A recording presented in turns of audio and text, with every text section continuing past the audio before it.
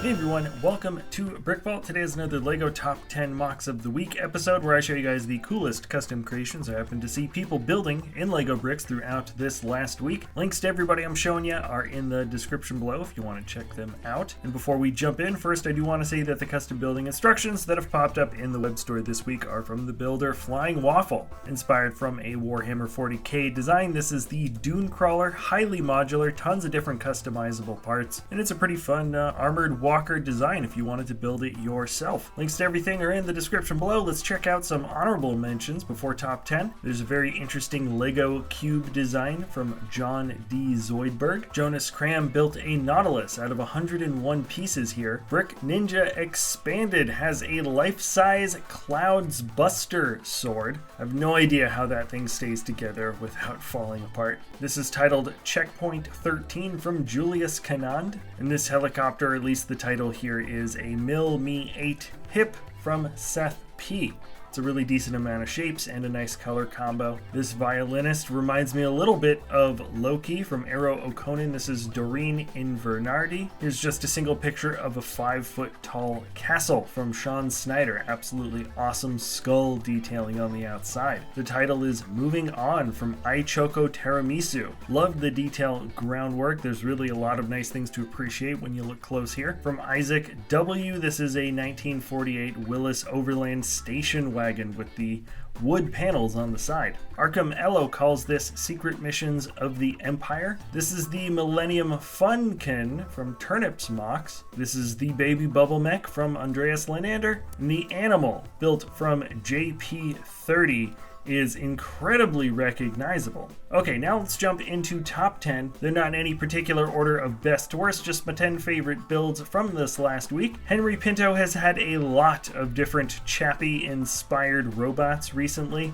He's taken some amazing photos. There's tons of different colors and posability, and it's just a cool looking robot body that's come to life in a lot of different fun ways recently. Number 9 is simply titled Lego Flowers by Tobias Munzert. The Lego Botanical Collection certainly has done its job. It has inspired builders to start experimenting with other life-size flowers. This is probably one of the more colorful iterations that I've seen so far. And then number 8 is a very clean desert build from Marcel V. The title is Al Damascus Mansion, and the tan angular walls cut in very cleanly at the top. And there's really quite a lot of nice details to be seen here. While none of the building techniques pop out to be as being particularly meticulous or difficult to do. Here's something extremely unique. I haven't seen a model quite like this before from alego. This is Book the Three Little Pigs. So he's huffing and he's puffing and he is blowing that house down right now. I love that the pages are flying up. All the hay is suspended in animation. You can see the plants, they're all bent over. And it really is a book brought to life in the most fundamental way here. He says he did this as part of a building contest challenge. My money would be on this model for sure. And now we're looking at a small vignette from TTROOPER. The title is Mission 1-to-1 Evacuation of Rhen Var. The old Darth Vader headpiece is great for showing a maybe rigor mortis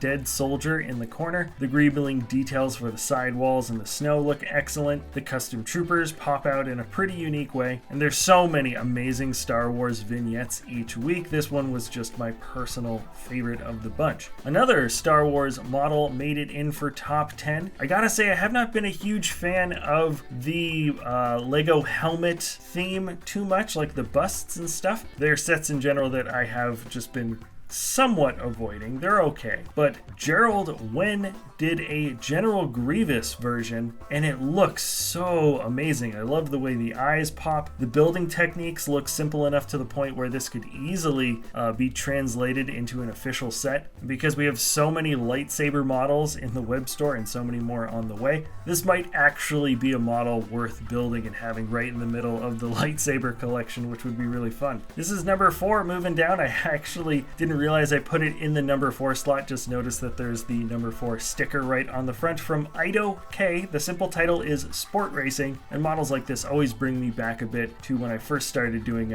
my own bit of custom Lego building, which was to make hover speeders for racing in particular. The Praetorian Guard helmet at the bottom looks to be some type of anti-grav technology sticking out there. The controls look like they're actually being used by the minifigure. I like that one of his arms is raised slightly higher, and this sports speeder is indeed banking a little bit in the same direction. It's just a really cool looking model, and it integrates really well with its water detailed base at the bottom. Number 3 is from Marcin Otreba. The dragon skeleton flies over a fiery, lava-infested wasteland. The flight function just looks so good with the body arcing up and down and the wings flapping in motion. Jayfa has absolutely outdone himself with this skull kid. If this character at all looks familiar to you, he's from Zelda Majora's Mask. There are some excellent color details that make up the mask itself here. It's a combination of different tiles and round pieces, rubber bands. The black rubber band that goes around the eyes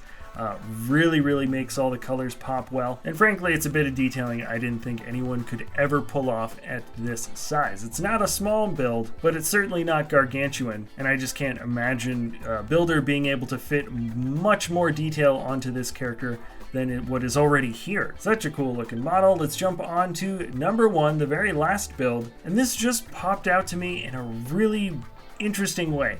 We personally have been having a lot of fun with the Ninjago City modular buildings recently. It's got a very cyberpunk feel, and this popped out to me in a way that feels very similar to maybe the Ninjago Gardens or the original Ninjago City set. It's built on a 32x32 base plate, modeled to look like it can fit in with any other modular city line, specifically a Ninjago one because we have a bit of water detailing at the bottom. But the creation of these buildings, the architecture style, is a little bit different. It feels like it's Western and almost castle-like, but ultimately a fantasy-based design that is a little bit different than something that you would see maybe trying to mimic reality exactly. The title is Cedric City Block. The builder is Marco den Besten, and staring at this model made me want to start building something that could attach to it and fit within the same universe. Anyways though, that is it for my personal favorite top 10 mocks of the week. Remember, if you enjoy any of these builds, you can take the time to check out these links in the description below and check out the original designers. If you like what we do here, you can always subscribe, comment, share, do whatever it is that you want to do. Thank you so much for sticking around to the end of the video,